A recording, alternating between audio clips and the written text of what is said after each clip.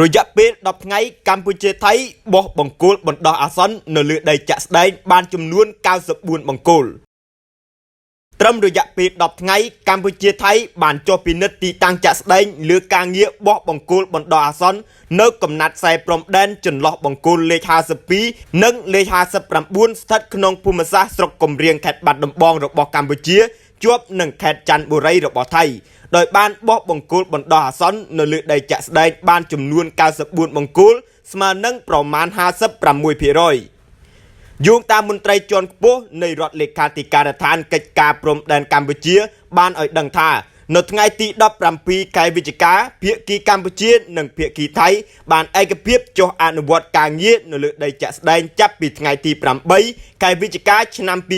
2025រហូតមកដល់ថ្ងៃទី17ខែវិច្ឆិកាឆ្នាំ